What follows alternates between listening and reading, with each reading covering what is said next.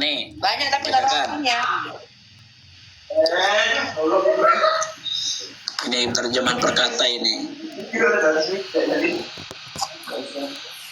Dan sungguh kami telah datangkan kitab kepada Nabi Musa. Dan kami irikan dari sesudahnya dengan Rasul, dan kami datangkan kepada Isa bin Maryam bukti-bukti kebenaran, dan kami perkuat Nabi Isa bin Maryam dengan ruh. Satu, ini dengan ruh.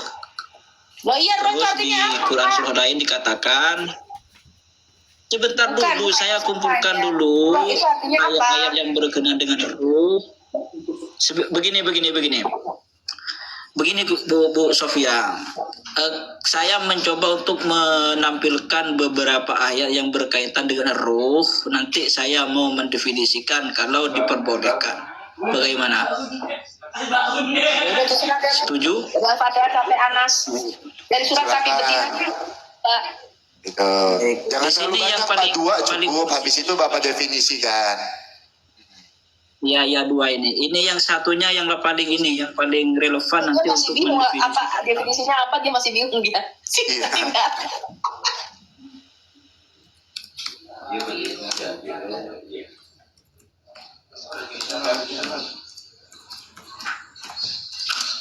Jadi insya Allah nanti lebih relevan kalau mendefinisikan.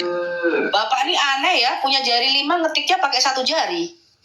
Saya pakai ini, Bu.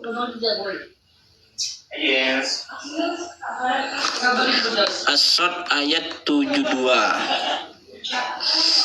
Sebentar, tolong ini harus bersabar ini Bu ya. Soalnya aku Ya, nggak ada saat persiapan. ketika Allah meniupkan ruhnya. As-Sod 27. Berapa tadi? 72. As-Sod 72. As-Sod 72. Ada 72. Kan tadi itu membicarakan persoalan Nabi Isa yang diperkuat oleh ruhnya kan? Arti kata ruh yang ditanya Ibu Sofi itu loh, Pak. Iya. Saya mau menentukan ayat satu lagi nih. Nanti saya mendefinisikan. Nih. Maka apabila telah kusempurnakan kejadian, ini permasalahan rahim anak-anak yang masih ada di dalam rahim kandungan seorang ibu. Maka apabila telah kusempurnakan kejadiannya dan aku tiupkan ke dalam rahim itu sebagian ruhku. Di sini juga menggunakan kata ruh. Sebagian ruhku. Jadi saya mendefinisikan sekarang. Nanti kalau salah bisa diluruskan. Jadi ruh itu adalah sebuah ciptaan Tuhan yang sifatnya gaib, yang memang tidak ada seorang pun yang bisa mengendalikan tentang ruh itu sendiri. Dan ruh itu Kenapa mesti ditiup? Hah? Kenapa ruh itu ditiup kayak balon? Ditiupkan ke, coba itu kan ini saya mendefinisikan Bu ya. Saya mendefinisikan, bukan berbicara masalah ayat lagi. Coba perhatikan baik-baik kalau saya mendefinisikan, nanti diluruskan, jangan dipotong dulu. Ruh adalah sebuah ciptaan Tuhan yang sifatnya gaib, yang diberikan kepada orang-orang yang ketika dia itu ada di dalam rahim. Dan sifatnya ruh ini tidak ada satupun makhluk yang mengendalikan tentang ruh itu sendiri. Artinya hanya Tuhan yang tahu tentang masalah ruh. Maka di beberapa ayat itu dikatakan, ini aku tampilkan datanya juga. Jadi ruh itu diciptakan pada waktu di dalam kandungan maksudnya, atau bagaimana? Ya, kalau di dalam hadis begini Bu, di dalam hadis Nabi berkata bahwa ruh manusia itu diciptakan sebelum jasad lahir dengan waktu 1000 tahun. Ada hadisnya itu, saya cek dulu hadisnya ya. Saya cek dulu hadis tentang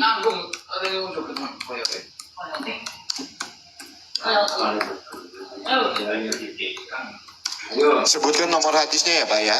Nomor hadisnya sebutkan ya. Hadis apa, nomor berapa gitu.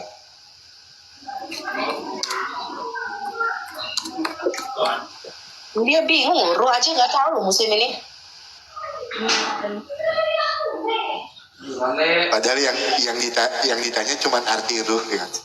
Sana kemari.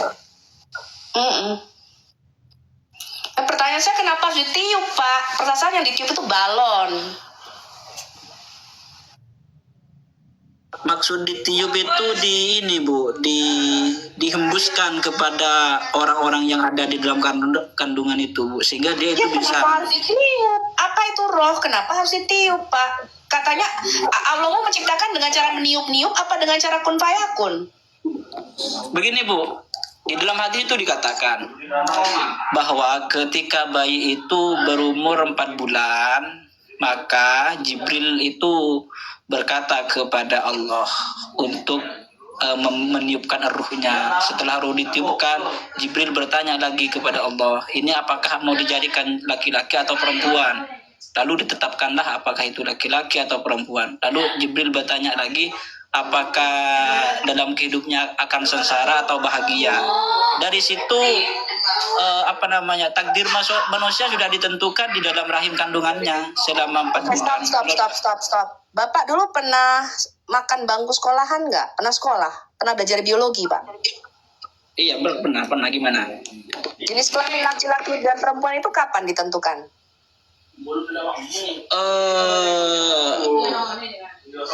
Kalau di itu belum tahu Bu, kalau menurut biologi. Hah? Loh Pak, jenis taunya kelamin laki-laki dan perempuan itu sudah ditentukan sejak pertemuan sel telur dengan sperma. Kalau perempuan itu berkromosomnya XX Pak, sedangkan laki-lakinya XY. Kalau kromosom X wanita bertemu dengan kromosom X laki-laki, jadinya anak perempuan. Kalau kromosom X wanita bertemu dengan kromosom Y laki-laki, jadinya anak laki-laki. Masa 4 bulan kemudian baru ditentukan jenis kelaminnya? Buset, transgender dong tuh bayi 4 bulan lamanya. Coba bagaimana proses menentukan jenis kelamin? Aja. Definisi itu aja udah salah. Jadi kesalahan-kesalahan di dalam Quran itu banyak. Saya belum mau ke sana nih. Kita lagi bicara ruh. Cuman tadi Bapak menyebutkan sedikit bahwa 4 bulan pada bulan keempat itu cerita hadis-hadis yang tuh bohong-bohongan. Hadis yang Bapak miliki itu tahun abad ke-11 Pak, zamannya Harun al-Rashid, dinasti Abbasiyah itu baru dibikin. Kita nggak usah ke sana dulu, jangan nyinggung ke sana dulu. Kita bicara dulu apa itu roh, apa itu ruah. Kenapa ini esensial? Karena di dalam Alkitab dikatakan begini Pak. Allah adalah roh. Barang siapa menyembahnya harus menyembahnya dalam roh dan kebenaran. Ini adalah sesuatu yang basic di dalam iman Kristen, bahwa Allah kita adalah roh. Sehingga setiap orang Kristen harus ngerti definisi dengan tepat apa itu yang dimaksud roh dan apa artinya Allah adalah roh dan siapa itu Roh Kudus. Itu orang Kristen harus tahu. Ini dasar banget Pak. Kalau orang Kristen ditanya apa itu roh, kemudian seperti Bapak tadi, sebentar ya saya Google dulu, saya nyari dulu. Ini udah pasti salah gereja nih Pak. Ya, saya sarankan bagi teman-teman Kristen yang ketika ditanya apa itu roh, Anda harus Google. Berarti Anda berjemaat di gereja yang keliru. Gereja Anda tidak mempunyai pengajaran yang sehat. Saya ulangi. Kalau sampai orang Kristen ditanya apa itu roh, dan jawabannya seperti ini tadi Muslim, sebentar ya, saya Google dulu. Berarti Anda bergereja di tempat yang salah. Cepet-cepet keluar, cari gereja yang mempunyai pengajaran dan dasar iman yang kuat. Paham teman-teman Kristen? Ini basic banget, ini dasar banget. Kalau Anda ditanya apa itu roh, Anda masih Google, berarti gereja Anda nggak sehat ini. Karena itu dasar iman Kristen. Kalau Anda ditanya Trinitas, kemudian orang Kristen masih bingung, Bu, saya tuh masih bingung loh, Bu, kalau ditanya Trinitas Kyopo. Cepat-cepat keluar dari situ, cari gereja yang mempunyai pengajaran yang sehat. Lo itu begini biasa Bu, teman-teman. Bu Sofia, Bu Sama Sofia. seperti ini, orang Padang nih ditanya, bagaimana cara membuat rendang? Sebentar ya saya Google. Orang mungkin orang Padang bikin rendang itu dengan mata tertutup, betul? Betul? Betul. Iya. Begini, Orang Padang begini, Bu. ditanya membuat rendang, sebentar ya saya Google dulu. Ini sapinya diapain ya? Oh, terus pakai kokonat. Oh, pakai apa? Pakai ini. Orang mungkin orang Padang itu membuat rendang dengan mata tertutup. Sama seperti orang Sen, kalau ditanya Trinitas langsung ngerti dia apa itu Trinitas. Apa itu roh? Dia harus langsung tahu. Saya kasih tahu Anda, kalau orang Sen ditanya apa itu Trinitas, masih ada Google. Apa itu roh? Masih ada Google. Cepet-cepet Anda salah bergereja. Tak Anda di sampean. Bu Sofia, Itu loh, begini Pak. Bu ya. Begini Bu. Tadi itu kan saya membawakan 2 ayat, lalu saya mencoba untuk mendefinisikan. Terus Ibu bilangnya itu salah. Coba luruskan Bu. Kalau salah Bu. Ya, Bu, Anda pemikiran dulu, Pak.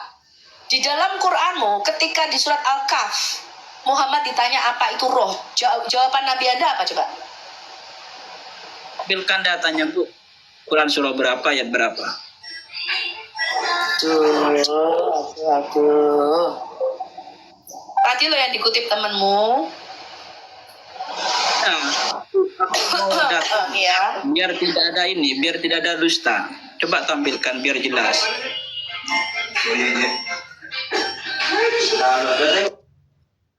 Siapa yang bisa menampilkan ini? Bang Oki bisa menampilkan?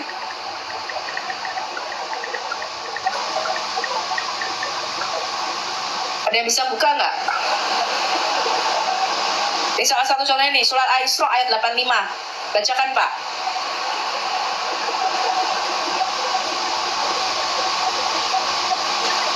Surat Al-Isra ayat 85 nih salah satunya, saya tunjukkan sama Anda.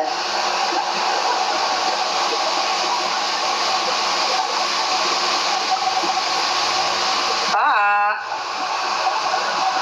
Surat Al-Isra ayat 85, Pak. Coba bacakan, Pak. Ketika Muhammad ditanya apa itu roh, apa jawabannya coba? Surah Al-Isra ayat 85. Ini Muhammad ditanya sama orang Yahudi nih, apa itu roh?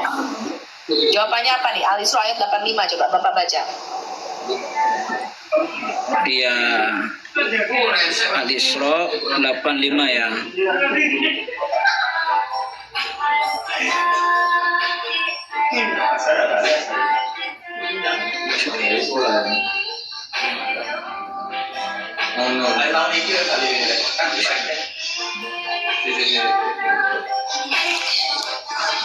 Ini aku tampilkan Bu.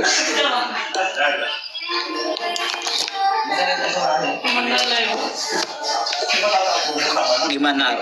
Apa dengan ayat ini? Dibaca toh ya Pak.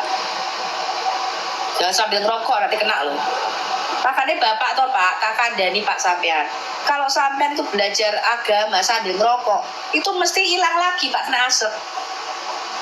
Gak ngerti apa-apa makanya. Dijelaskan apa dengan ayat ini kaitannya. Baca coba, baca Pak. Dan mereka, yakni orang-orang kafir Mekah bertanya kepadamu, wahai Muhammad, tentang roh. Apakah hakikat roh itu? Katakanlah roh itu termasuk urusan Tuhanku. Sudah selesai. Bagaimana itu? Bacain lagi dong, sampai selesai dong. Hanya Dia yang mengetahui hakikat roh itu, dan tidaklah kamu, wahai manusia, diberi pengetahuan kecuali sedikit dibandingkan dengan keluasan objek yang diketahui atau dibandingkan dengan ilmu Allah. Dan mereka bertanya kepadamu tentang roh. Mereka ini siapa? Ini orang Yahudi yang nanya. Kalau Bapak baca asbab al-nuzulnya. Orang Yahudi tanya, apa itu roh? Apa jawabannya? Katakanlah roh itu termasuk urusan Tuhanku. Dan tidaklah kamu diberi pengetahuan melainkan sedikit. Nabimu aja nggak tahu apa itu roh. Coba bayangin. Nabimu saja tidak tahu apa itu roh ketika ditanya sama orang Yahudi. Di Al-Isra 85 ini. Apalagi sampean. Mantesan sampean do bengong. Rohku apa ya? Kok roh iso ditiup? Emangnya balon? Sekarang begini Bu yang, begini Bu. Kita ini kan tergantung bagaimana cara pandang sesuatu Bu. Kalau misalkan kita memandang sesuatu dari misalkan saya ambil contoh Tuhan atau Allah yang tidak kelihatan, kalau kita mendefinisikan apa itu Allah, apakah itu Tuhan, itu bukan tidak menutup kemungkinan kita bisa mendefinisikan, Bu. Kan Bu Kita Sofia belum tadi mendefinisikan Tuhan, Pak. sebentar. Bu Sofia Di tadi dalam meminta gini. Kamu salah. Kalau dibilang mendefinisikan Tuhan, mendefinisikan kata roh, Bapak harusnya berpikir nih, Pak. Kenapa Muhammad tidak tahu arti kata roh? Kenapa coba? Karena ruh di dalam bahasa Arab itu bukan asli bahasa Arab. Itu adalah kosakata asing yang diserap dan diarabisasi. Makanya Muhammad kagak tahu apa arti kata roh. Paham? Karena itu bukan asli, bukan bahasa Arab, Pak. Itu bahasa Proto-Semitik kuno. Ruah Coba itu, ditafsirkan, Bu. saya kasih tahu Anda ya. Bahasa asli adalah ruah. Itu adalah bahasa asli Proto-Semitik kuno. Ini saya mulai ngajar nih. Terpaksa deh saya berdiri ini. Saya udah tidur ini. Dan jam 1 malam di sini. Bentar, Pak. Banget ya Bu, sabar ya Bu, menghadapi kadun-kadun ini. Iya, Ibu Sofi ini udah malam Pak di sana Pak. Gara-gara Bapak harus mengajar lagi Ibu Sofi. Ini soalnya bukan Saya lagi. ambil papan tulisnya dulu ya. Ya, siap. Ini Nah, kenapa teman-teman di bawah sambil belajar ya, sama-sama ya teman-teman ya. Kalau Bu Sofi udah buka pengajaran, teman-teman di bawah juga belajar. Jadi ada ilmunya dapat. Sekarang begini Bu, kita kembali ke tema tadi, ke pembahasan awal bahwa definisi saya tadi itu dianggap salah. Coba benarkan, diluruskan Bu. Ini mau dijelaskan Pak, ini mau dijelaskan Pak. Nih, lihat ya. Kenapa kalian nggak tahu apa itu roh? Karena ini bukan bahasa Arab, ini bahasa Proto-Semitik kuno. Bahasa Asia adalah ini nih, ruah. Ruah. Ruang. Ini bahasa aslinya. Apa artinya? Ruah ini artinya angin.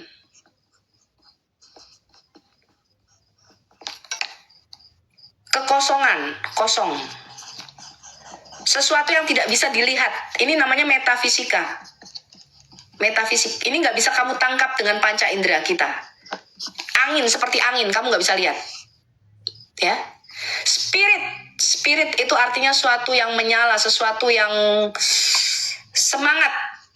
Ya, di dalam menyala seperti api, semangat. Ini bahasa aslinya. Life, kehidupan. Ruah itu artinya adalah sumber hidup. Sesuatu yang membedakan benda mati, atau benda hidup, itu adalah kalau di dalamnya ada roh, ada ruah. Paham? Bedanya patung berhala, patungnya Sopiatul dengan saya adalah di dalam saya itu ada roh, sehingga saya itu bisa hidup, dianimasi. Tubuh saya ini dianimasi atau digerakkan oleh namanya roh yang ada di dalam diri saya. Karena itu roh itu disebut angin, kehidupan, ya, sesuatu yang tidak bisa kamu lihat dengan panca indera, tidak terlihat dia. Kamu nggak bisa hitung angin ini jumlahnya berapa, nggak bisa hitung. Di dalam Alkitab kita roh Allah yang disebut ruah Allah, roh bukan Allah ya, roh Elohim namanya di dalam Alkitab kita, roh Elohim atau roh Allah, ruah Elohim. Ini disebut juga hembusan nafas Allah. Maka ditiupkan, kamu nggak tahu kenapa ditiup. Kejadian 2 kitab Taurat Kejadian pasal yang kedua ayat ke-7 dikatakan, ketika Allah membuat Adam menjadi patung, menjadi selem dari debu tanah, Allah mengembuskan ruahnya, nesema hayim, nafas hidupnya. Roh ini adalah nafas hidup Allah. Ini nafasnya Allah. Roh itu nafas Allah. Allah mengembuskan nafasnya ke dalam apa? Ke dalam apa? Lubang hidung Adam. Maka Adam dikatakan menjadi makhluk yang hidup. Karena ada roh di dalamnya. Ada nafas Allah di dalamnya. Roh yang di dalam diri kita ini tidak pernah diciptakan. Ini salah nih, konsep yang salah nih. Roh manusia itu bukan diciptakan, bukan. Roh manusia itu dikatakan diyatsar. Alkitab Anda menerjemahkannya sebagai diciptakan, bukan. Yatsar itu artinya dibentuk atau dijadikan di dalam diri manusia. Roh kita itu ditiupkan oleh Allah. Nafas Allah itu ditiupkan pertama kali ke dalam diri Adam, sehingga Adam itu menjadi makhluk yang hidup. Kalau kalian nggak ngerti, maka di dalam Quranmu dikatakan kami tiupkan roh kami, betul nggak teman-teman? Halo, betul nggak? Betul. Betul nggak? Betul Bu, betul Bu. Roh kami menjelma menjadi manusia laki-laki, tapi kalian nggak tahu arti kata roh ini apa. Roh itu sesuatu yang tidak terlihat. Maka semua makhluk yang tidak mempunyai tubuh dari tanah itu ruah bentuknya. Allah kita itu roh. Artinya apa? Dia tidak mempunyai tubuh fisik loh, seperti saya nih loh. Dia nggak punya tubuh fisik. Dia itu tidak berbentuk. Ini loh, apa analoginya angin. Allah kita roh itu artinya dia tidak dapat ditangkap dengan panca indera kita. Metafisika dia. Karena dia tuh roh. Ini yang kalian nggak pahami. Ya, Yohanes 4 ayat 24 berkata Allah kita roh. Ini Anda harus ngerti betul nih apa arti kata roh. Artinya Allah kita itu bukan sesuatu yang bersifat fisik seperti saya nih loh. Dia nggak punya tubuh jasmani seperti Anda dan saya. Ya, yang punya tubuh jasmani ini hanya makhluk manusia. Makhluk Adam namanya. Karena Allah kita roh. Dia itu tidak berlokasi. Kamu nggak bisa bilang Allah di sini, Allah di situ, Allah di sana. Ketika dikatakan Allah kita berdiam di surga, itu artinya surga itu artinya dimensi roh. Surga itu dikatakan dimensi yang tidak kelihatan. Karena Allah kita itu bersifat roh, maka dia berdiam di tempat yang bersifat rohani juga. Allah kita itu omnipresent, teman-teman. Lalu bagaimana caranya kita mengenali Allah kita yang adalah roh? Melalui firman-Nya. Dan roh ini itu merupakan prinsip hidup Allah. Jadi Allah adalah roh, dengan di dalam diri Allah adalah Roh Kudus, itu sesuatu yang berbeda. Maka Alkitab mengatakan begini, ketika Allah meniupkan nafasnya, ini hembusan nafas Allah, maka kehidupan itu keluar dari dalam dirinya, tercipta. Kita menjadi hidup. Ketika Allah menarik nafasnya, maka Allah menarik rohnya, terjadi kematian. Karena roh itu kembali pada dia, maka kita menjadi mati karena nggak ada roh lagi di dalamnya. Roh ini adalah prinsip hidup al-hayat. Ini prinsip hidup Allah.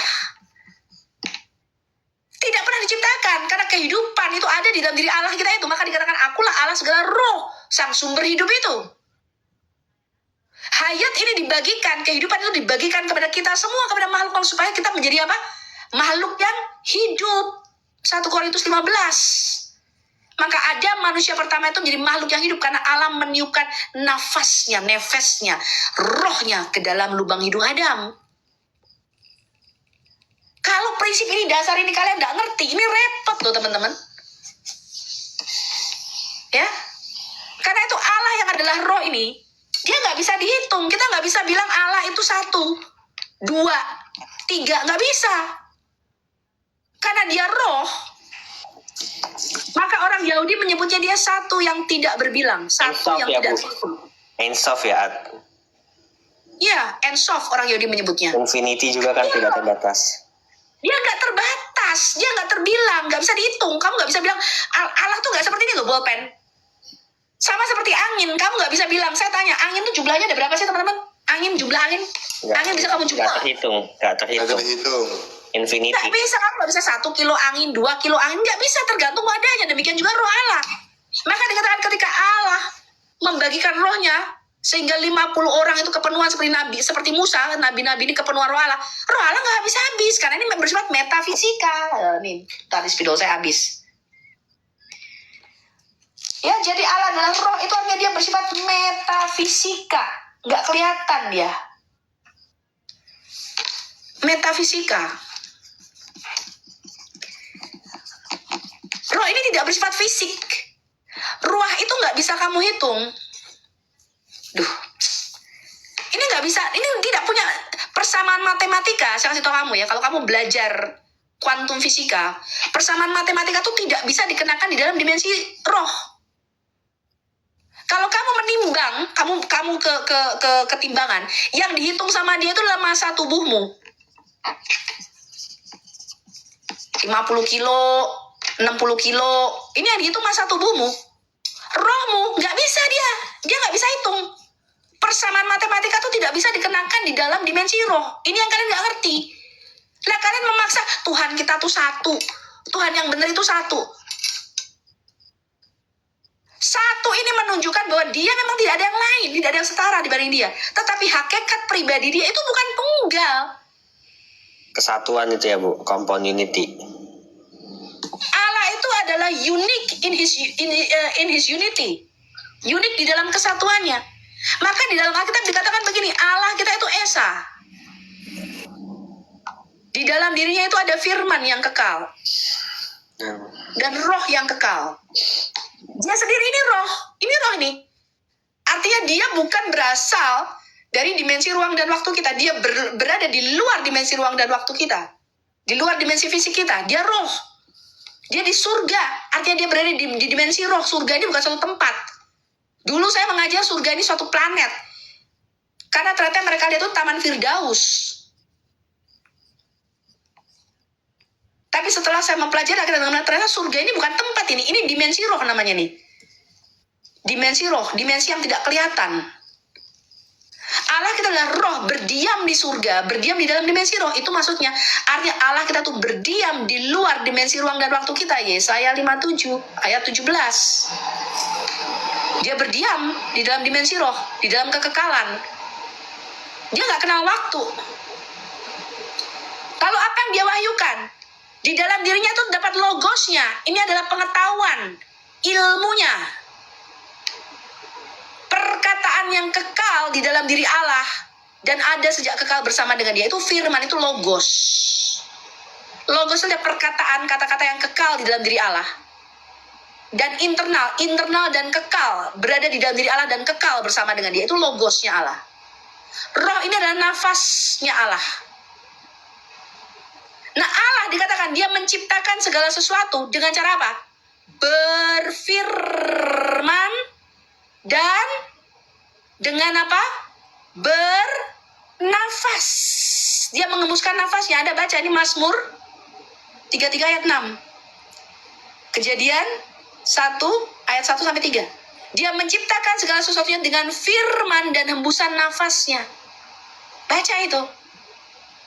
Sama seperti saya, kata-kata yang keluar dari dalam mulut saya, ini keluar bersama dengan hembusan nafas saya. Lah Tuhanmu, Allahmu itu gak punya firman. Bahkan Allahmu tidak pernah berfirman. Maka di dalam Quran tidak pernah ada dikatakan berfirmanlah Allah kepada Muhammad. Kalau ada satu ayat yang mengatakan berfirmanlah Allah kepada Muhammad, saya mualaf. Nggak berani. Quran tidak pernah berani mengklaim berfirmanlah Allah kepada Muhammad. Ini beda dengan Alkitab. Dalam seluruh Alkitab dikatakan berfirmanlah Allah kepada Musa. Datanglah firman Tuhan kepada Abraham. Demikianlah firman Tuhan kepada Nabi Yesaya. Betul teman-teman? Halo. Betul. Quran nggak pernah berani mengklaim berfirmanlah Allah kepada Muhammad. Nggak ada. Kenapa? Karena Allahmu tidak punya firman. Bahkan Muhammad bingung siapa itu yang berfirman kepada dia. Muhammad berkata apa? Itu roh. Dia nggak tahu itu Jibril. Dia nggak kenal Jibril. Baru ketika dia pindah ke Madinah, dia dengar-dengar, oh ada yang namanya Jibril. Itu di surat Al-Baqarah 587. Nama Jibril itu baru muncul di sini nih. Di surat sapi betina. Sebelumnya nggak ada, semuanya dalam kurung Jibril, dalam kurung Jibril, dalam kurung Jibril. Muhammad sendiri tidak tahu siapa yang berfirman, roh siapa yang berfirman kepada itu, dia nggak ngerti. Beda dengan Alkitab. Allah berfirman langsung kepada para nabi. Dan roh Allah itu hinggap di atas para nabinya. Roh ini adalah sumber pengetahuan. Maka dikatakan ada 7 roh. Allah itu mempunyai 7 roh. Di dalam diri Allah itu ada 7 roh. Roh Allah, roh hikmat, roh keperkasaan. Di mana ini? Yesaya 11 ayat 2. Wahyu 5 ayat 2. Wahyu 4 ayat 6. Ada 7 roh. Roh Allah itu ada 7 di dalam dirinya. Ini yang ketika Yesus menjadi Mesias, 7 roh ini ada dalam diri Yesus. Maka bedanya kemanusiaan Yesus dengan kemanusiaan kita apa? Dia punya 7 roh. Kristen berantem, betul nggak? Di dalam diri Yesus ada roh Allah apa roh manusia ya? Betul nggak? Betul. Pernah dengar perdebatan itu? Nah, Nah, Saya kasih tahu Anda teman-teman. Di dalam diri Yesus tuh dia punya 7 roh. Anda nggak percaya, baca Wahyu 5. Yesus adalah anak domba yang disembelih, bermata 7 dan bertanduk 7, betul? Itulah ke-7 roh Allah. Betul. Allah. Yesaya 11 ayat 2. 7 roh akan ada padamu Mesias. Betul nggak? Betul, Bu. Jangan menjawab yang nggak ada di dalam Alkitab kita. Ini yang ada di dalam Alkitab kita. Loh, kalau nggak percaya nih, saya bacakan nih Wahyu 5. Ini mau jadi ngajar nih. Ini saya bacakan ya, roh apa yang ada di dalam diri Yesus. Saya bacakan Anda Wahyu 5 ayat yang ke-6.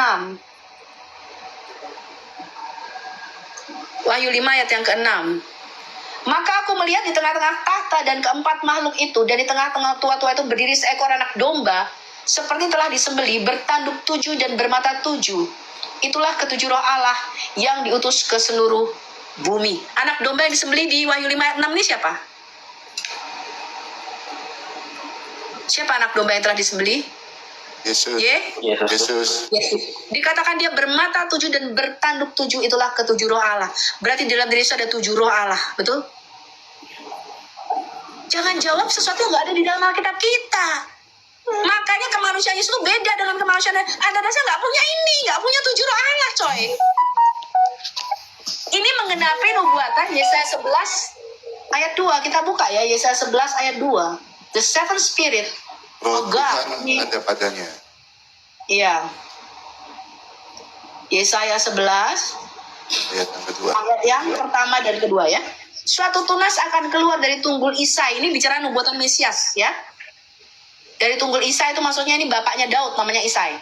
Dan taruk yang akan tumbuh dari pangkalnya akan berbuah. Ini bicara tentang nubuatan lahirnya Mesias dari keturunan Daud. Roh Tuhan akan ada padanya. Loh, dikatakan roh Tuhan loh. Roh hikmat. 1, 2 roh hikmat. 3, roh pengertian. Roh pengertian. Ini kalau saya uraikan lebih panjang lagi nih. 4, roh apa yang ada dalam diri? Roh nasihat. Roh nasihat. Lalu 5, geburah, keperkasaan. Maka disebut El Gibor. Dia sebut Allah yang perkasa, El Gibor. Pengenalan akan Tuhan. Dan 7, roh takut akan Tuhan. Ini yang ada di dalam diri Yesus. Jangan dijawab yang lain-lain. Makanya Yesus ketika dalam hidupnya sebagai manusia, dia bisa membaca isi hati orang. Kalau kita nggak bisa, betul? Betul. Orang betul. berpikir dalam hatinya. Yesus bilang ini, mengapa engkau berpikir demikian dalam hati? Lah kalau saya dibohongi berkali-kali nggak ngerti teman-teman. Betul nggak? Betul. Karena saya nggak bisa baca pikiran orang. Ini beda dengan manusia Yesus Kristus. Nggak sama kita. Manusia Yesus Kristus itu dia beroperasi dengan 7 roh Allah ini di dalam dirinya. Sehingga dia itu bisa mencium. Ini kalau Anda baca terus nih di dalam Yesaya. Mesias itu tidak akan menghakimi dengan pandangan mata. Dia nggak akan menghakimi dengan sekilas mata. Dikatakan dia akan membaui. Membaui itu sama seperti Ishak membaui baju Esau anaknya. Maka Allah kita nanti, Yesus, itu ketika menghakimi kita, dia bukan menghakimi dengan sekilas pandang mata aja. Dia tidak akan menghakimi dengan apa yang ada di luar. Dia akan masuk, dia akan mengerti isi hati manusia. Itu Yesus. Dalam hidupnya sebagai manusia, Yesus itu bisa mengerti isi hati orang. Karena itu ketika kita bicara tentang Allah, kita nggak bisa bicara jumlah. Karena dia roh. Jumlah ini, perhitungan matematika ini bisa kamu terapkan kalau Allah kita itu fisik batu. Allah kita tuh batu. Allahmu berapa? 1 batu. Pohon. 1 pohon. Bisa. Kalau kita berbicara jumlah, itu ketika kita bisa terapkan kalau Allah kita itu bersifat fisik, bersifat materi. Ini baru kamu bisa bicara persamaan matematika. Kalau Allah kita roh, itu nggak bisa. Rohnya aja ada 7 kok. Karena itu ketika kita bicara tentang Allah, kita bukan bicara keberapaan Allah. Melainkan kita bicara kebagaimanaan Allah kita itu. Mengenal Allah dengan benar. Ini yang penting. Tidak penting itu jumlahnya Allah. Yang penting kamu menyembah Allah yang benar apa enggak. Allahmu satu, kalau Allahmu batu, ya sama aja. Itu terbatas ya Bu. Kita maunya nyembah Allah yang tak terbatas dan atau ensof kan ya Bu Sofi. Allah kita itu tidak bisa dibatasi. Rohnya itu aja nggak terbatas. Angka 7 itu apa artinya? Artinya sempurna. Angka 7 di dalam gematria itu artinya sempurna.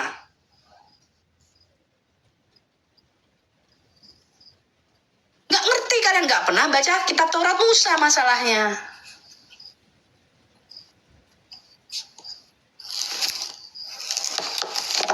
Nggak pernah baca kitab Taurat Musa. Kalau Anda membaca kitab Taurat Musa, Anda akan ngerti apa artinya Yud-He Vav-He Elohenu, Yud-He Vav-He Echad. Nah, kalau saya mau menjelaskan Ulangan 6 ayat 4 itu, saya perlu waktu 30 menit. Hanya untuk menjelaskan Ulangan 6 ayat 4. Tentang ehad itu ya Bu ya. Iya. Tapi ya mau nggak mau harus diulang-ulangi terus sih. Iya, tapi aku pernah dapat pengajaran di situ ya. Dari apa yang Ibu sampaikan itu. Boleh bertanya satu lagi, boleh? Silakan mumpung ada Bu Sofi itu Pak. Tapi udah paham tadi Pak ya? Udah paham ya? Iya, Pak. Oke, nah ini orang yang mau belajar nih. Silakan lanjut bertanya sama Bu Sofi satu, yuk. Karena udah pagi tempat Bu Sofi itu Pak. Silakan. Ada beberapa pernyataan Bu Sofi tadi terkait dengan timbangan ya, bahwa ruh itu tidak bisa ditimbang katanya Bu ya. Betul nggak Bu? Emang tadi aku pernah bicara timbangan. Ini kok sampai ke timbangan? Iya tadi di pertengahan itu ruh tidak bisa ditimbang kan? Maksudnya kalau kita nimbang berat badan. Kalau nimbang berat badan, tapi Betul Pak. Roh itu bersifat metafisika, tidak bisa dihitung. Dia bersifat metafisika, persamaan matematika tidak bisa dikenakan di dalam sesuatu yang bersifat roh. Saya kasih Anda contoh, gampangannya begini Pak. Kalau saya punya 10 buah bakpao, itu metafisika bersifat roh atau bersifat fisik, materi. Kalau saya punya 10 buah bakpao ini bersifat metafisik, bersifat roh, bersifat rohani, metafisika, atau bersifat materi, bersifat fisik. Iya materi itu Bu. Materi. Berarti kalau bersifat materi, persamaan matematika bisa dikenakan. Contoh, saya punya 10 buah bakpao. Saya kasih Bang Oki 1, saya kasih Bulina 1, saya kasih Ovid 1, saya kasih Bapak 1. Bakpao saya tinggal berapa Pak? Tinggal 6 Bu ya, 6 Bu ya. Tinggal 6, berarti masih berfungsi otak Anda. Kasih tepuk tangan.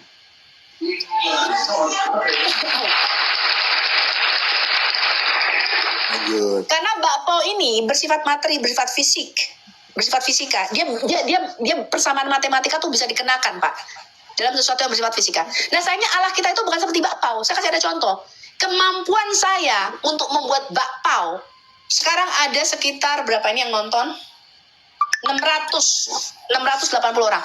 Saya bagikan, saya ajari 680 orang ini sampai mereka pinter membuat bakpao. Tinggal berapa kemampuan membuat bakpao saya? Ini gimana?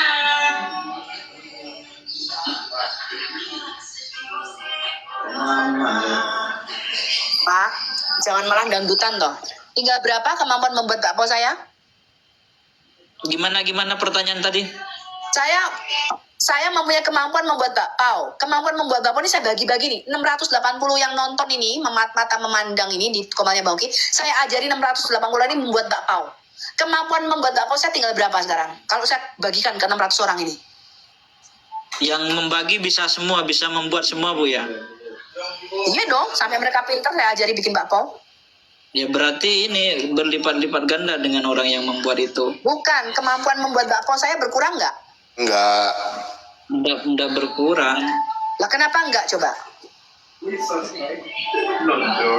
Ya karena sifatnya metafisika itu Bu ya. Nah itu sudah Pak. Makanya di dalam Alkitab dikatakan Allah kita tuh roh. Dia bersifat metafisika. Nggak bisa kau hitung. Makanya di dalam Alkitab dikatakan dia mencurahkan rohnya kepada 50 orang. Rohnya nggak berkurang.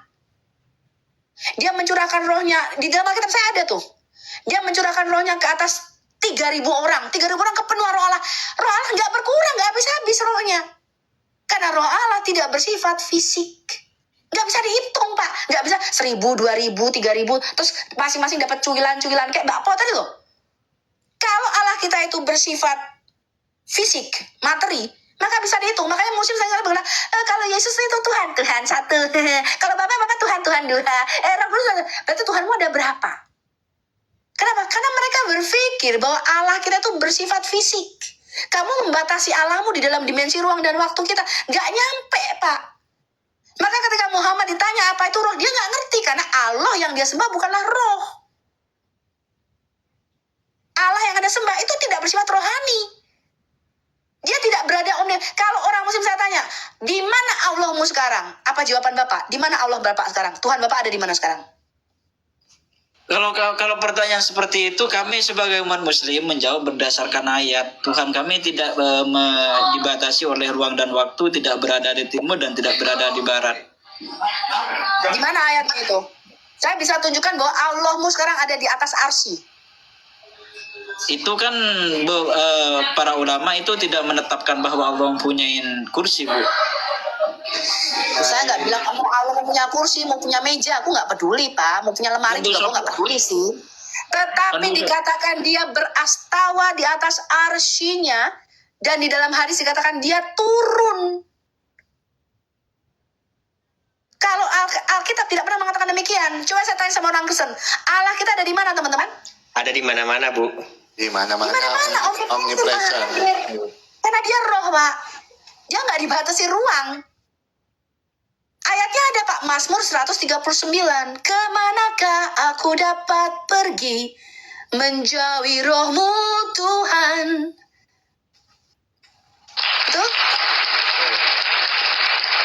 Ini Mazmur Daud, Pak. Aku terbang dengan sayap fajar. Ke ujung bumi engkau ada di sana. Ke dunia orang mati engkau juga ada di sana. Ini Mazmur Daud. Roh Allah ada bersama saya sekarang di Amerika. Roh Allah juga ada bersama Oki sekarang di Indonesia. Karena Allah kami roh, nggak terbatas ruang dan waktu. Omnipresent. Itulah hakikat Allah yang sejati. Kalau Allahmu nggak bisa. Bahkan untuk berdoa pun kamu perlu jam-jam tertentu. Sembahlah Allah setiap segala waktu, mengucap syukur dalam doa dan permohonan. Setiap waktu di dalam rohmu. Karena Allah kita adalah roh, dan barang siapa menyembah, dia harus menyembah dalam roh dan kebenaran. Karena itu banyak orang gak sadar itu. Dia korupsi, dia judi, dia main perempuan, dia punya simpenan. Karena dia gak sadar roh Allah itu ada bersama dengan dia. Dia pikir roh Allah cuma nantilah kalau ke gereja. Nantilah kalau ke masjid. Tapi kalau di sini gak ada, roh Allah gak ada di sini. Di tempat judi gak ada roh Allah. Roh Allah nggak ada. Di tempat pelacuran, Tuhan nggak lihat. Tuhan kan masih di atas arsy, nggak ada di tempat pelacuran. Roh Allah nggak ada di sini. Tuhan nggak lihat, Tuhan nggak lihat. Lagi di atas arsy, lagi sibuk mengurusi makhluknya. Kalau di tempat pelacuran nggak ada. Tuhan roh Allah nggak ada di sini. Bahkan di kamar mandi pun saya tanya, Allah ada nggak di kamar mandi? Oh, kalau Allah nggak berani, Bu, ke kamar mandi, Bu. Nggak berani Allah kalau masuk kamar mandi. Takut ya. Ya apa nggak? Kalau orang sebeda, Pak. Dikatakan kita semua telanjang dan terbuka di mata Tuhan, dan tidak ada yang tersembunyi dari pandangan matanya. Gak tersembunyi, Pak, dari pandangan. Kenapa? Karena dia roh. Seperti apa? Dia gak dikenal, kita gak tahu apakah dia partikel, apakah dia gelombang, we don't know. Dikatakan Allah itu terang dan cahaya. Saya katakan tidak ada satu tempat sebesar atom di dalam seluruh universe kita ini yang Allah tidak hadir di dalamnya. Allah merekam setiap dosa-dosa dan kita. Sebelum muncul teknologi CCTV, Allah tuh sudah punya rekaman, Pak. Nanti kalau kita di hari penghakiman, saya kasih tahu Anda, dia tidak perlu saksi. Sopiatul, kamu dulu pernah nyolong. Nggak perlu saksi. Saksi itu sopo orang sing ngerti aku nyolong kok. Dia puterin tuh videonya, Pak.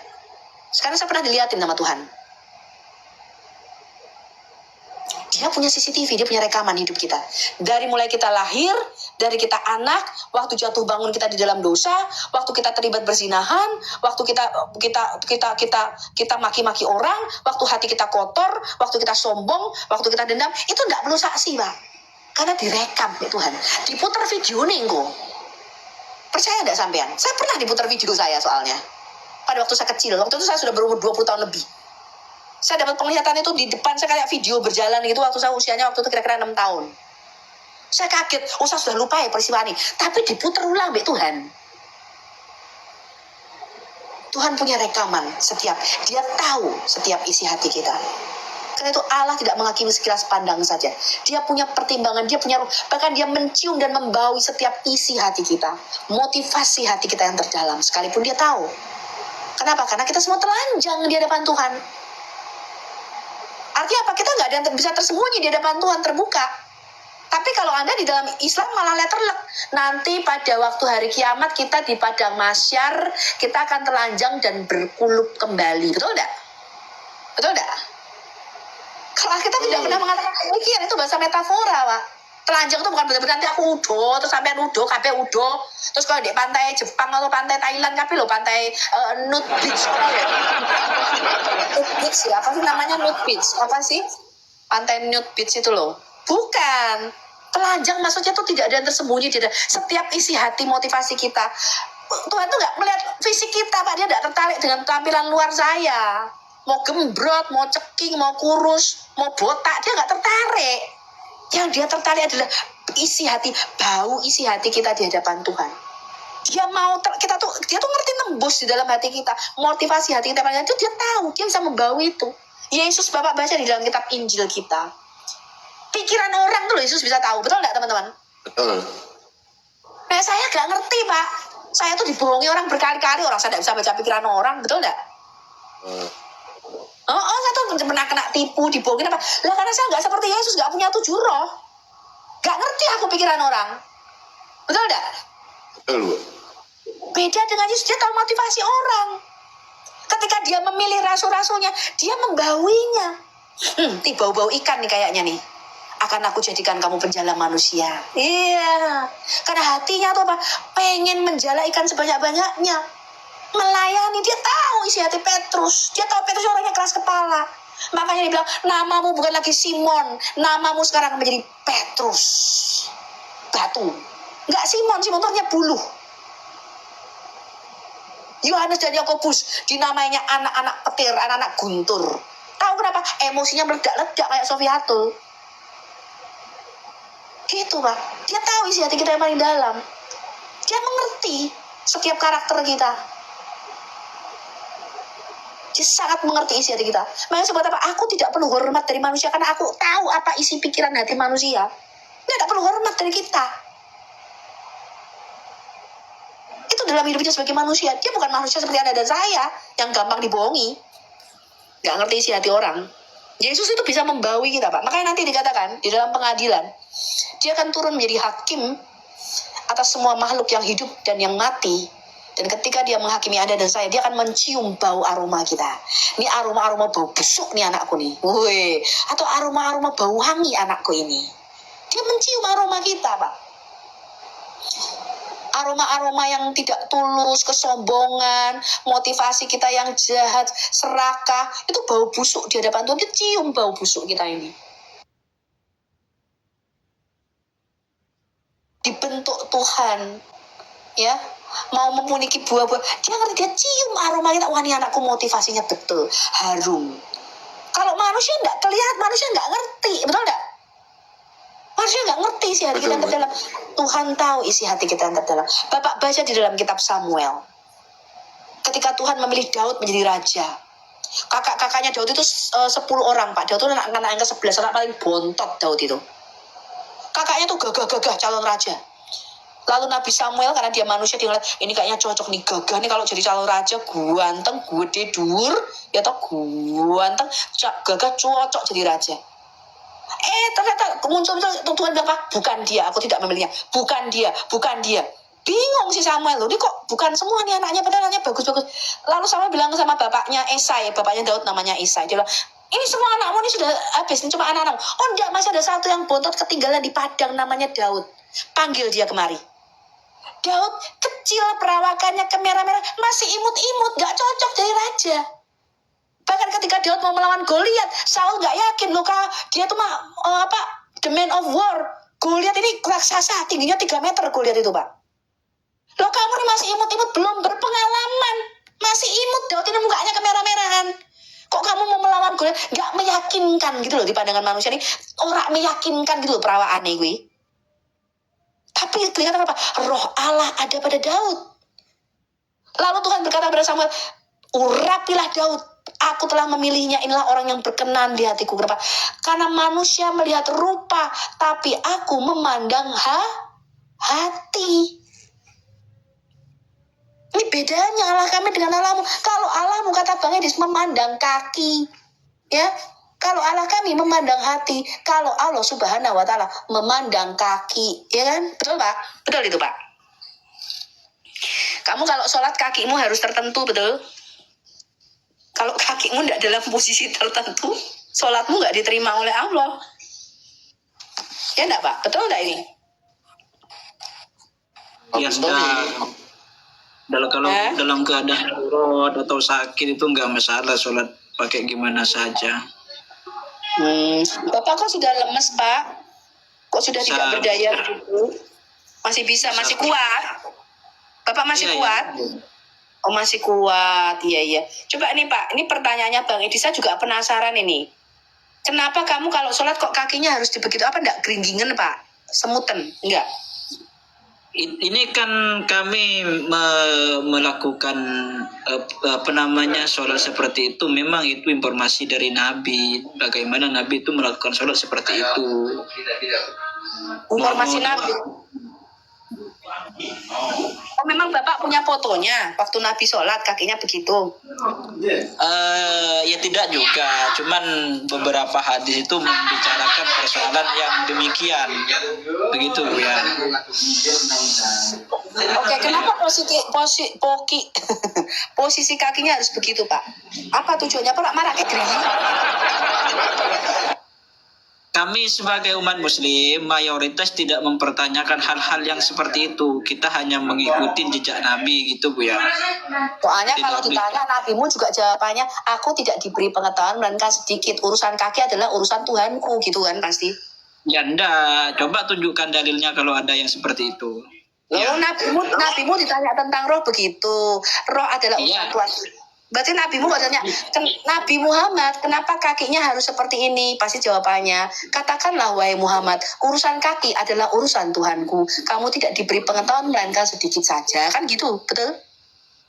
Begini Bu, ketika Nabi ditanya tentang roh, Nabi berkata itu urusan Tuhanku, bukan itu menunjukkan bahwa Nabi tidak tahu tentang masalah bentuknya dan cara mengaturnya gitu loh maksudnya. Roh itu kan gampang Pak. Saya membedakan antara patung dengan saya apa Pak? Bedanya patung dengan saya? Ya kalau patung tidak bergerak. Bukan, patung rono-roe, makanya nggak hidup. Kalau saya itu patung yang hidup. Gimana toh Bapak ini? Manusia itu patung. Bapak nggak tahu ya kalau manusia itu patung? Patung yang hidup. Enggak, bukan patung. Karena patung itu dibuat manusia, Bu. Manusia bukan patung. Tak tunjukkan dalam Quran, tak tunjukkan dalam Alkitab. Loh, dia nggak tahu loh, kalau manusia itu patung yang hidup. Ya enggak. Kalau manusia itu bukan patung, Bu ya. Kenapa? Karena patung itu dibuat Masya Allah. Loh, manusia itu patung yang dihembusi nafas Allah sehingga hidup, Pak. Bapaknya sampai nih opo. Aduh, Iya, itu kan menurut Bu Sofi. Kami bukan, itu menurut Alkitab dan Quran. Coba di Al-Quran gimana? Bapak. Nih, Bapak baca ya di dalam kitab Kejadian 1 ayat 26, Kejadian 2 ayat yang ke-7. Dikatakan Tuhan Allah itu membuat Selem. Bapak tahu enggak arti kata Selem? Bahasa Ibrani. Ini dari bahasa Proto-Semitik kuno Salmo. Artinya patung. Di situ Tuhan berfirman, baiklah kita menjadikan Adam menurut patung. Jadi dia menjadikan Adam itu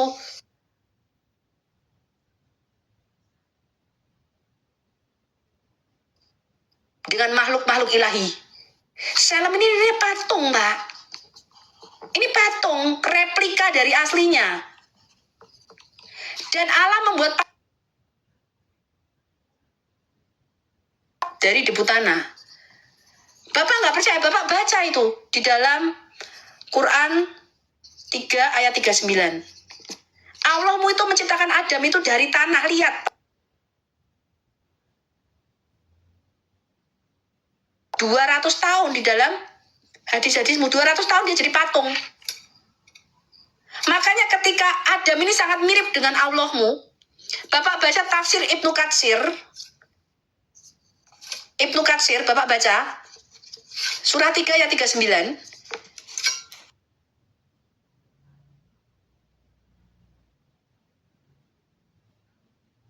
Ayat 30 apa 60 ya? 60 hasta ya?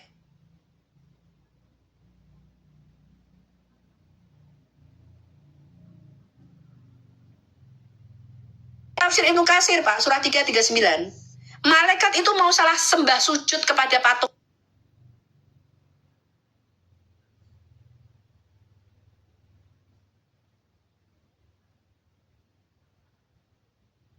Lewat lubang dubur patungnya Adam. Lalu iblis berkata, ini bukan Allah. Kalau Allah itu somat, padat, tidak berongga. Ini arti kata Allahus somat, surat Al-Ikhlas ayat 2. Tapi kalau makhluk ini berongga, karena iblis itu masuk melalui lubang mulutnya Adam, keluar lewat lubang duburnya Adam. Adam belum hidup waktu itu, masih jadi patung, Pak. Lo kok sampean ngeyel mbek saya ini lo? Ojo ngeyel toh, Pak. Kita ini patung yang dihembusi nafas Allah itu. Kita tuh patung yang ada roh di dalamnya. Kita tuh dianimasi oleh roh Allah. Kalau roh ini ditarik, Pak, nafas Allah ini kembali. Lo iki mate, Pak, modar. Patung ini jadi kembali ke tanah karena kita berasal dari tanah. Bapak ki sampean ni opo? Kok gak ngerti kalau kita ini patung yang hidup? Ya begini Bu Sofia.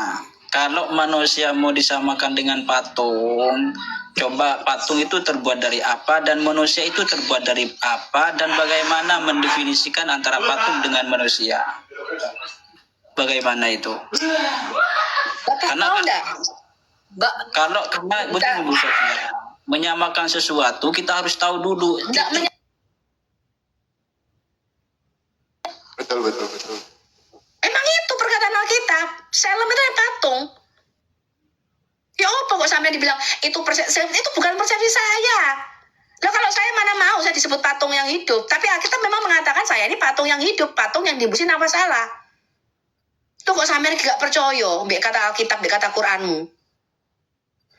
Saya tanya, Pak, Adam di dalam Quranmu itu dibuat dari apa, Pak? Manusia pertama ini. Dibuat dari tanah liat, Bu. Oke, bukan tanah liat sih, sebenarnya tanah sengketa lebih tepatnya ya, kalau di dalam Islammu itu ya, Adam itu terbuat dari tanah sengketa. Nah, waktu dibuat dari tanah ini, dia itu patung enggak, Pak? Patung yang dibuat dari tanah enggak? Patung tanah liat enggak? Iya, patung. Kapan dia jadi makhluk yang hidup? Ketika dia itu sudah ditiupkan ruhnya. Kan kalau di Al-Quran itu setelah Allah meniupkan ruh maka Adam ini bisa bergerak. Nah, berarti roh itu adalah sumber Hidup, Pak. Lanjut. Masa sampean tuh nggak ngerti, Pak, bedanya patung sama kita. Nah, demikian juga iblis, Pak. Kita ini disebut gambar Allah, patungnya Allah. Kamu mau lihat Allah tuh lihat saya, Pak. Bapak mau lihat Allah, lihat saya, Pak, lihat Sofiato. Saya ini gambar Allah. Gambar Kristus, selem daripada Allah. Maka di dalam hadismu Muhammad berkata begini, Pak, kalau kamu bertengkar dengan saudaramu, jangan kau pukul wajahnya. Bapak pernah dengar hadis itu enggak? Karena Adam itu diciptakan menurut gambarnya, gambar Allah. Bapak pernah dengar di situ, Pak? Iya, Muhammad berkata, kalau kamu bertengkar dengan saudaramu, jangan kau pukul wajahnya. Karena Adam diciptakan menurut gambar Allah. Pernah dengar di situ? Iya, pernah dengar. Lanjut, Bu Sofia. Jadi kita ini patung yang hidup. Nah, Sekarang Allah itu roh, dia tuh nggak kelihatan, Pak. Tadi sudah kita definisikan roh itu metafisika, nggak kelihatan. Bagaimana Allah menerima penyembahan? Melalui gambarnya, image-nya. Karena dia tuh nggak kelihatan, Pak. Dia nggak punya wujud fisik. Allah itu disembah melalui selemnya, melalui gambarnya. Allah itu roh, dia tidak berwujud fisik, dia tidak berbentuk, dia tidak kelihatan. Bagaimana caranya kita bisa menyembah sesuatu yang tidak kelihatan, yang suaranya kita nggak bisa dengar dan rupanya kita nggak bisa lihat? Kita menyembahnya melalui gambarnya. Di dalam Alkitab, gambar dan wujud Allah yang sejati, the exact imprint of God, itu adalah Yesus. Ibrani 1 ayat 3. Yesus adalah gambar dan wujud Allah. Dialah Allah yang kelihatan, selem, atau kita menyebutnya imago Dei. Imago Dei, gambar Allah. Imago itu artinya image. Kamu mau lihat Allah yang nggak kelihatan ini, gimana kamu melihat Bapa? Loh, Bapa itu nggak bisa kamu lihat dong, dia roh kok. Gimana caranya? Lihat Yesus, karena Yesus adalah imago Dei, gambar Allah yang kelihatan. Dia cermin, sama seperti cermin. The exact imprint itu apa sih Bu artinya the exact imprint, atau exact bahasa Indonesianya apa ya? Exact imprint itu artinya apa? Kopi atau cetakan yang paling mirip. The exact imprint daripada Allah itu adalah Yesus. Di dalam Ibrani 1 ayat 3. Maksudnya apa nih?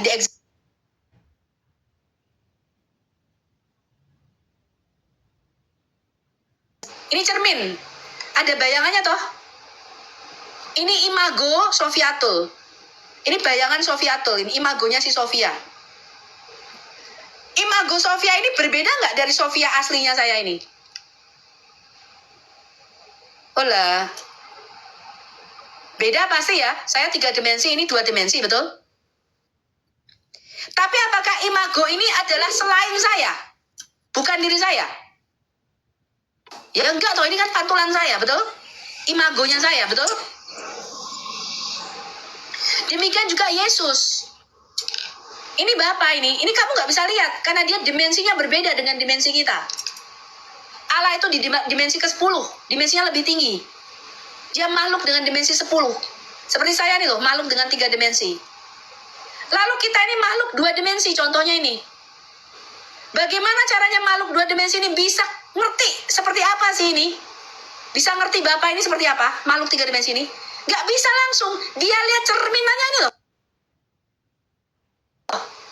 Dia lihat gambar, bayangan yang ada di cermin ini loh. The exact imprint, imagonya Sofia ini. Dia lihat pantulan daripada gambarnya Sofia ini. Demikian juga Yesus. Yesus adalah imago Dei. Paham? Makanya ketika Filipus berkata, tunjukkanlah Bapa itu kepada, nggak bisa, orang Bapa ini roh. Dimensinya jauh lebih tinggi kok. Gimana kamu mau lihat, mengenali Allah yang roh? Maka Yesus berkata apa? Filipus, sudah sekian lama aku bersama-sama dengan kau. Kamu nggak kenal aku. Barang siapa melihat aku, dia telah melihat dia yang mengutus aku. Karena aku adalah imago Dei-nya, exact imprint of God. Karena kita ini manusia, maka dia turun jadi 3 dimensi. Paham ini? Yesus menjadi manusia supaya kita bisa ngerti. Nah, sama tadi seperti cermin ini tadi. Bagaimana saya makhluk 2 dimensi? Gak mungkin saya bisa kenal ini. Saya hanya bisa mengenali gambarnya, imagonya.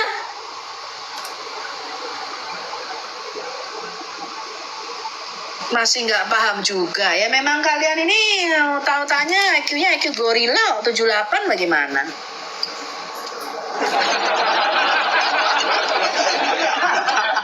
Karena mengajar otak IQ 78 ya beda lah.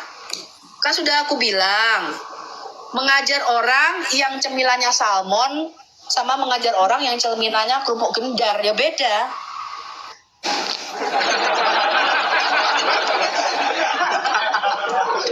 Dari cemilannya saja sudah bisa kita bedakan.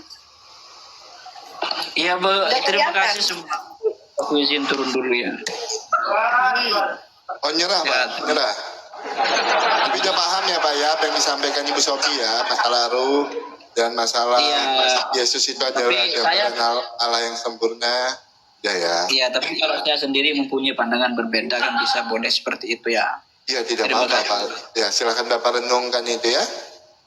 Oke. Oke Pak, terima kasih.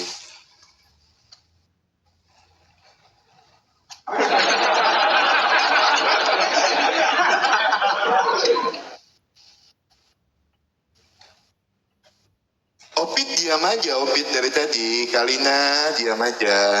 Enggak, saya tadi mau Nyimak, Bang Oki, nyimak. makin Bang Oki. Nyimak. Tapi kalau yang bertanya seperti itu ya bagus juga sih Bang Oki. Kita juga senang kan nerangin kan. Bagus. Iya masih bagus. Iya. Sopan. Memang niatnya bertanya pingin tahu, bukan hanya untuk maksudnya gimana ya mencari kesalahan atau menghujat seperti itu. Karena Ya, dia udah disuruh lumayan, menjelaskan ruh nggak bisa. Terpaksa Bu Sophie yang menjelaskan. Bu Sophie luar biasa Bu Sophie. Terima kasih Bu Sophie. Tapi teman-teman di bawah sambil nyatat nggak itu apa yang diajarin Bu Sophie? Saya udah screenshotin buat Bang Oki.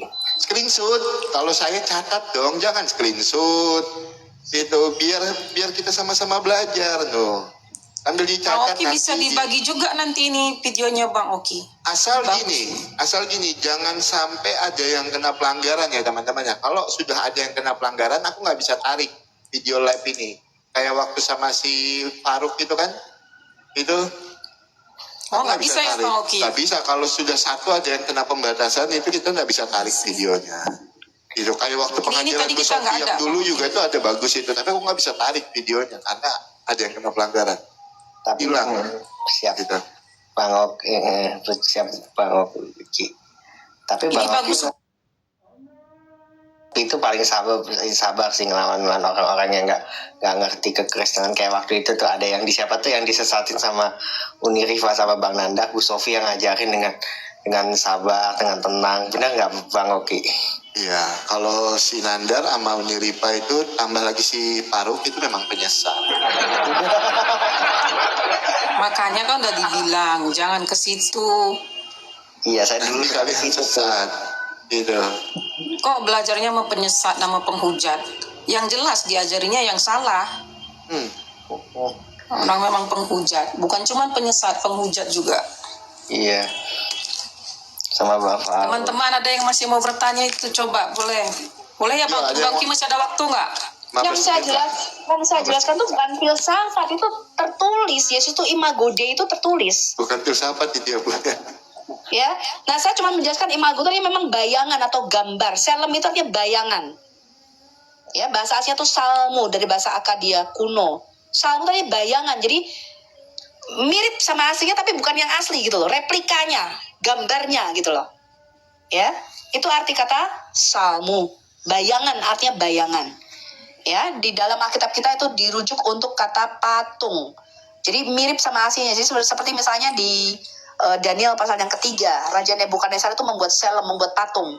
Itu patung dirinya sendiri, artinya gambar atau bayangan daripada dirinya sendiri, representasi dirinya sendiri. Itu maksudnya. Itu arti kata selem. Nah, ketika Allah membuat selem artinya apa? Allah membuat replika, kita ini imaginernya Tuhan, kita ini gambar Allah di bumi ini. Manusia tuh gambar Allah di bumi ini. Yang mana Toyota? Toyota ada minta naik nggak Bang Oki? Gak ada. Maaf ya Bu Sophie. Nggak ada, oke. Lagi typing itu dia. Ada Ini bilang ada Toyota minta naik. Kalau ada pasti kita naikkan. Kalau Toyota tuh memang agak lambat, saya juga punya Toyota Lambat malah itu. Iya. Oh ada dia minta naik. Tapi agak orangnya ini telat nih. Takut ini nanti. telatan ya Toyota itu yo, telatan ini. Dan dia model cross. Sabar Bu Sophie. Kita Iya, hadapi Bang. aja. Oh ini kita Bang sering Toyota. naik nih Bang Oki. Bang Toyota. Ya, Ya, Tak kasih zaman muka, tak kasih muka aku bisnis. tuh pakai muka itu Ibu Sophie. ini Bu Sophie, selamat sore Bu Sophie. Muslim Kristen, Muslim Bu Sophie. masih Muslim aja kamu nekat. Iya jelas sampai mati Bu Sophie daripada kekal di neraka Bu Sophie. Loh kalau Muslim kamu akan kekal. Mana ada dalilnya Bu Sophie. Ada Maryam 71 jelas kamu masuk neraka. Aduh, Bu Sophie ini masih di Amerika kah, Bu? Nah, iya toh memangnya mau pindah kemana? Ke Alaska? Coba tahu ganti Sri Mulyani, Bu.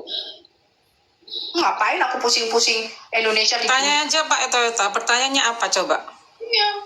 Ganti Sri Mulyani. Pertanyaan saya kepada Ibu Sofiatul Janda Mentul-Mentul, itu kata pendeta loh Bu ya yang bilang gitu. Sudah aku bilang orang ini mulutnya ada. Pak kalau naik pakai adab ya Pak, kita sini tadi baik-baik. Masuk ke dalam doa yang ada di meja. Ini udah nggak ada tolong soalnya Bu, udah bodoh arogan pula. Inilah umat-umat Mokondo ini memang, kita baik-baik, mau belajar bareng. Aku dapat pengajaran kemarin itu gini. Karena isi kepalanya itu kotor, makanya keluarnya itu mulutnya narasinya kotor. Ya, emang begitu Bang Oki. Nah, jadi karena kebanyakan benturin kepala ke tembok itu jadi kotor kan kepala ini. Jadi keluarnya kotor-kotor. Aku disuruh belajar sabar. Katanya Bu Sofi kenapa nggak kayak Bang Edis? Kalau Bang Edis itu sabar. Sabar menanti kayak bis malam ya, sabar menanti. Iya katanya gue nggak sabaran katanya orangnya. Karena aku mau berubah katanya aku harus berbuah-buah roh, berbuah-buah roh. Aku harus bersabar. Padahal Bu Sofi itu sama Bang Edis itu duet yang maut Bu untuk menghadapi Muslim. Ibu dengan marahnya yang bagus, marahnya serem, dan Bang Edis dengan kesabarannya dan lawakannya yang lucu. Aku juga lucu kok. Aku ya anak penghiburan loh. Aku tuh teman-teman menyebutku tuh Barnabas anak penghiburan karena aku ini lucu. Ya sih. Betul kok Jone. Oh iya, temanku bilang kamu ini anak penghiburan. Aku julukanku tuh Barnabas. Kenapa? Kenapa aku disebut anak penghiburan? Karena aku lucu. Jadi ingat yang waktu Ibu ngatakan Quran itu kita sampah gedongnya. Emang begitu mau bilang apa? Terus langsung direaksi sama Umi Rifa. Ya, biarin aja si Ripeh. Si Ripe sekarang makin redup Bu. Makin redup ya Bu si Ripe. Apa nih? Banyak numpang-numpang nyelang sekarang dia. Hah? Dia sekarang jadi evangelis katanya mau mengajarkan kesesatan.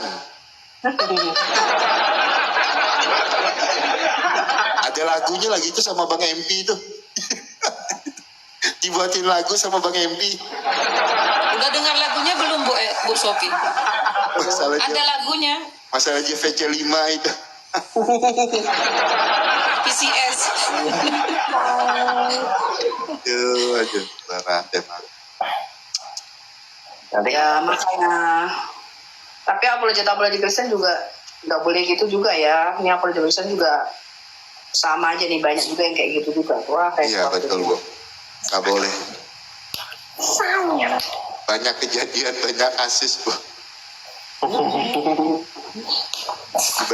Tiba-tiba dapat kabar ini ada masalah ini ada masalah ini, ribut.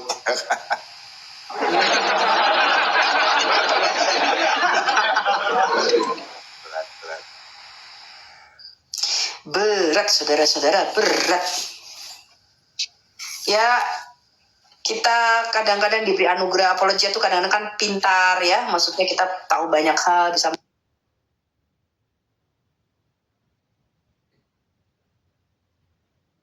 Tuhan. Kalau kita berdosa, bagaimana caranya? Ya minta ampun sama Tuhan, kita bertobat. Ya. Betul Bu Sofi, ya betul.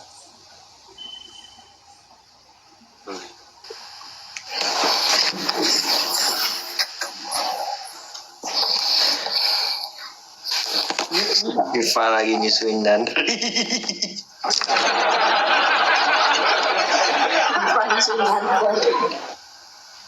Mau cari Nandar nanti. paling suka itu. Kata Bu Sofi nggak mau ketemu sama Nanda. Cuy.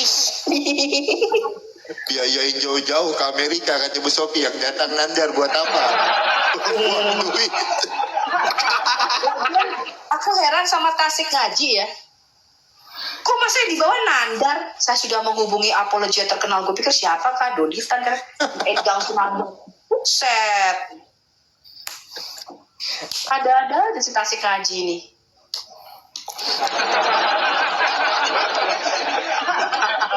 Tapi si Tasik Ngaji itu nggak pernah mau diskusi, Bu ya. Cuman bikin-bikin konten gitu aja ya. Takut dia. Mana bisa dia berdebat? Nggak bisa. Udah kalah. Orang belum apa. Bapak Muhammad sudah rob. Ya sudah. Muhammad itu kan disebut tajalinya Allah Subhanahu Wa Taala juga kan Bu. Menurut Baru. Aduh, cuman bisa bikin konten orang, dikontenin lagi sama dia, ya kan.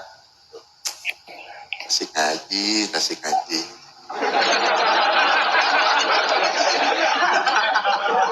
Oke lah teman-teman, Bu Sophie, terima kasih banyak ya. Ibu Sophie juga udah malam kan sana. Aku mau berangkat ke warung udah setengah 4 soalnya.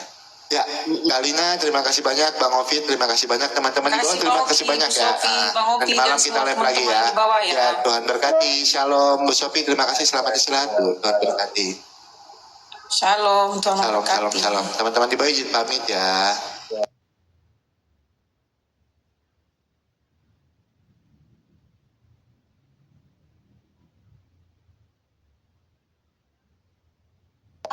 Ribu. Ini sudah lengkap, ada equalizer, echo, bass, rebel, lubang mic ada 4, ada lubang USB, memori card juga, ada volume subwoofer, ada delay, ada mid-nya. Untuk bagian dalam seperti ini, trafo donatnya 3 ampere ya. Lengkap, ada kipas, ada subwoofer. Bagian belakang seperti ini, kakak bisa jumper ampi lain, speaker bisa. Dicolok langsung ke listrik bisa, mau dipasang aki mobil bisa, ada lubang audio inputnya, sudah ada bluetooth, ada radio. Kuat kakak speakernya 15 kali 2 plus 8 inch kali 2 atau 12 kali 4. Kakak bodyguard, gimana maksudnya? Kakak coba komen lagi gimana maksudnya itu.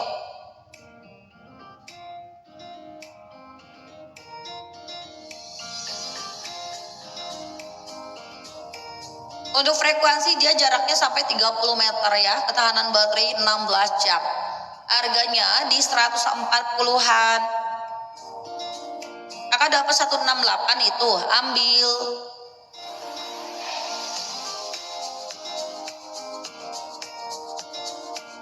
Ayo yang masih belum CO digercapin ya. Yang masih belum check out kakak 1 orang lagi nih sampai di jam 4 loh promo habis. Sampai jam 4 aja promo habis digercapin. Mau COD boleh, bisa COD bebas, ongkir aman dan amanah. Kita rekomendasikan barang bagus, barang ori. Ya, aman dan amanah, kita rekomendasikan barang bagus, barang ori.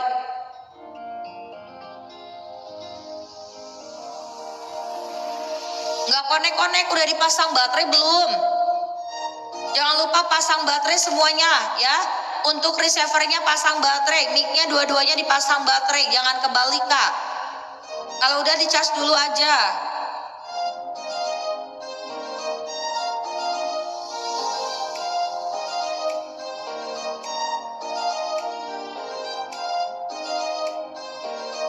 Ayo yang masih belum CO digercapin, aku tunggu. Yang masih belum CO digercapin kakak, aku tunggu 1 orang lagi ya, ambil promonya. Mau COD boleh, bisa COD ya. Kakak nggak usah mikir ongkir.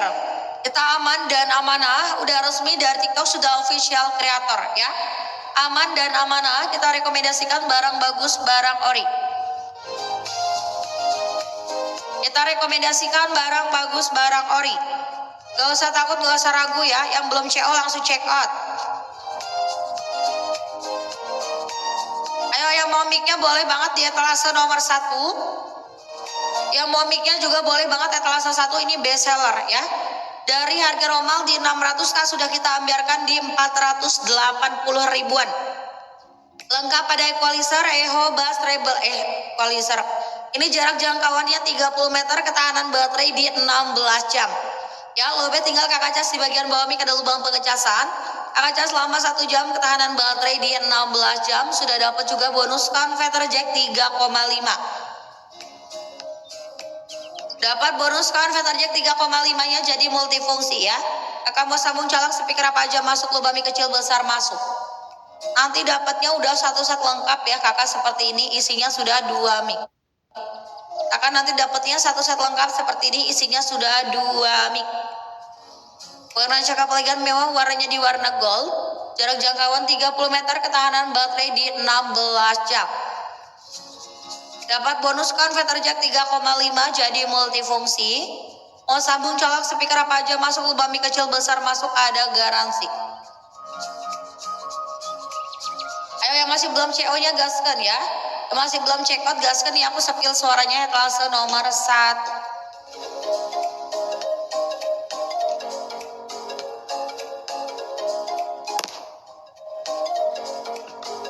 Cek.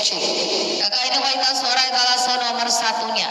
Kualitas suara etalase nomor 1 ya. Kita ready mic wireless dari setnya. Warna cakap elegan mewah, warnanya di warna gold. Jarak jangkauan 30 meter, ketahanan baterai di 16 jam. Lobet tinggal kakak cas saja di bagian bawah mic ada lubang pengecasan. Kakak cas selama 1 jam, ketahanan baterai di 16 jam. Sudah dapat bonus converter jack 3,5 juga. Jadi ini multifungsi. Kakak mau sambung, mau colok speaker apa aja masuk. Ya, kakak buka tutupnya. Di sini sudah ada pengaturan efek suara dan volumenya. Tinggal diklik aja seperti ini. Kakak mau ganti suara ke suara anak kecilnya sudah bisa. Mau ganti suara ke suara perempuan bisa. Ya, untuk suara laki-lakinya seperti ini, suara bapak-bapaknya seperti ini. Kasir Ici. Ya, etalase nomor 3 itu wattnya maksimal di 1200 kak. Kakak kalau masih di 15 in kali 2 watt, 12 kali 4 speaker bisa. Maksimal 1200. Ayo kakak yang lain udah pada gercep nih ampli. Aku tunggu sampai jam 4 aja.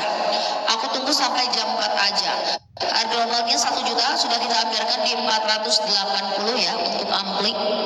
Harga normal 1 juta sudah kita ambilkan di 480. Mau COD boleh, bisa COD, gak usah mikir ongkir. Ayo kak, kalau mau CO langsung CO kasir Ici. Etalase 3-nya lagi ambiar nih untuk ampli ya, yang masih belum CO diamanin dulu kak.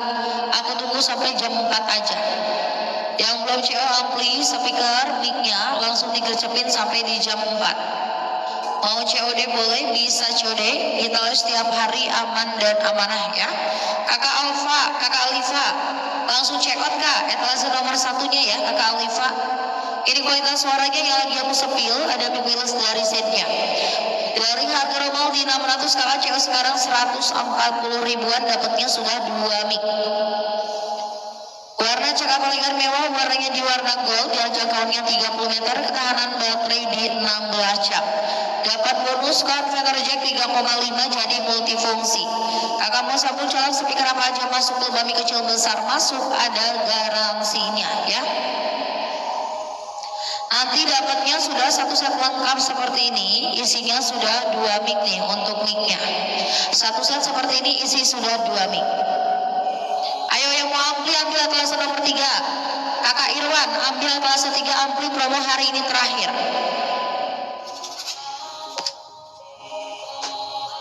Ampli etalase nomor 3 dari harga normal 1 juta, promo di 480 ribu aja. Ya, udah lengkap, ada equalizer, echo, bass, treble, lubang mic ada 4. Ada lubang USB, memory card juga, ada volume subwoofer, ada delay, ada mid-nya. Bagian dalam seperti ini, trafo donat 3 ampere, ada kipas, ada subwoofer. Bagian belakang seperti ini, kakak bisa jumper, ambil-lain speaker bisa, dicolok langsung ke listrik bisa, mau dipasang di aki mobil bisa. Ada lubang audio inputnya, ada bluetooth, ada radio. Ya kakak Irwan, ayo buat ngangkat speaker 15 kali 2 plus 8 kali 2 atau 12 kali 4. Untuk mic-nya juga langsung check out di etalase nomor 1 ya. Sampai jam 4 aja nih ya, masih belum check out, di check out dulu. Sampai jam 4 aja ya, masih belum check out langsung CO ya. Bisa COD bebas ongkir, aman dan amanah. Kita rekomendasikan barang bagus, barang ori. Aman dan amanah ya, kita rekomendasikan barang bagus, barang ori. Ayo, yang udah sepil-sepil Kak Irwan CO Kak. Yang udah sepil-sepil ampli mic-nya langsung CO ya. Aku tunggu sampai jam 4 aja nih. Promo masih ada 20 menit lagi, nggak CO sayang banget.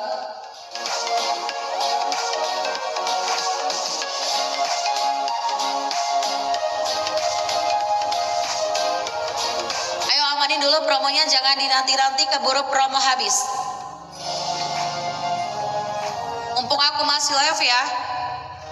Kalau aku tuh live ini harganya kembali normal. Promo saat aku live aja, yang udah disepil-sepil langsung amanin, kakak sayang banget kalau gak CO.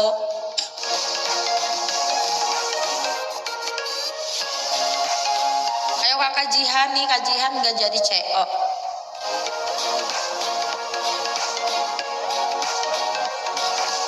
Yang belum CO amplinya aku tunggu ya.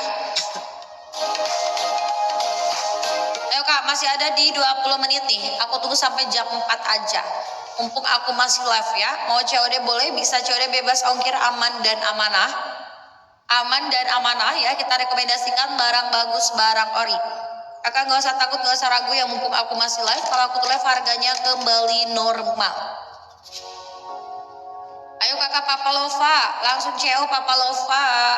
Etalase 3 bestseller ya. Kakak Anwar, ambil sekarang ya, masih ada di 20 menit sebelum jam 4. Etalase nomor 3, dari harga normal 1 juta ini sudah kita ambiarkan di 480 kak. Hari ini promo terakhir ya. Udah lengkap, ada equalizer, echo, bass, treble, lubang mic ada 4. Ada lubang USB, memori card juga, ada volume subwoofer, ada delay, ada mid-nya. Bagian dalam seperti ini, trafo donatnya 3 ampere, ada kipas, ada subwoofer. Bagian belakang seperti ini, kakak bisa jumper, ampilain, speaker bisa dicolok langsung ke listrik bisa.